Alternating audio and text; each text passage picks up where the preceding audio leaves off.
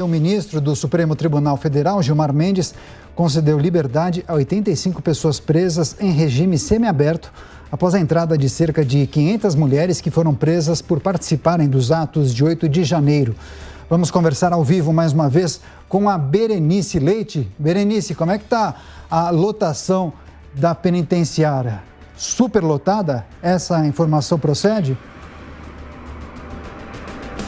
Exatamente, Daniel. A situação é de superlotação no presídio feminino, a colmeia, como é chamado, aqui em Brasília. Isso devido a essas 513 mulheres que foram presas em flagrante, suspeitas de participarem dos atos de vandalismo no domingo passado, aliás, no domingo retrasado, né?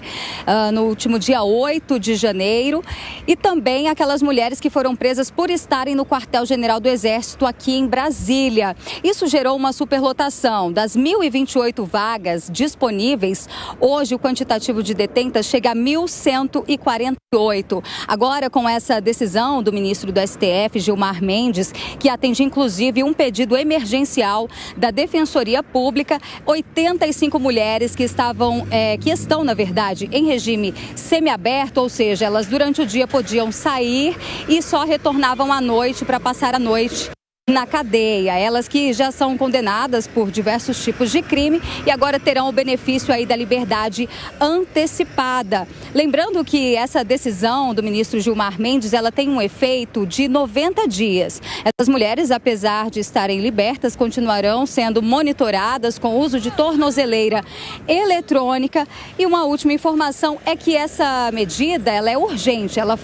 A decisão foi publicada ontem, ela tem efeito de força de mandado e ofício, portanto, deve ser cumprida aí imediatamente, Daniel. Perfeito. Agora, só para a gente atualizar a audiência da Jovem Pan News, você tem acompanhado todos os desdobramentos após os atos do dia 8 de janeiro e também muitas audiências de custódia estavam sendo realizadas, né?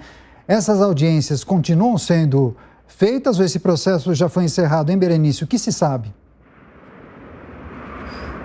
Daniel, a informação que eu tenho é que essas audiências continuam, né? Elas estão sendo feitas tanto pelo tribunal aqui, o TRF do Distrito Federal, como também pelo Ministério Público Federal. Uma equipe de cerca de 50 juristas estão fazendo essas audiências. A maioria delas, a prisão em flagrante está sendo convertida em prisão preventiva, permanecendo então essas pessoas nos presídios. Agora a gente lembra ainda dessa última decisão que tem o apoio inclusive do interventor federal, Ricardo Capelli, que pretende transferir esses manifestantes que foram identificados de outros estados para que eles cumpram essa prisão, né? Aguardem aí pelo julgamento enquanto acontece todas as investigações para apurar se eles realmente são culpados, participaram aí dos atos violentos no último dia 8. Então, que essas pessoas não só vão para os seus estados de origem, como também fiquem mais próximas de suas famílias.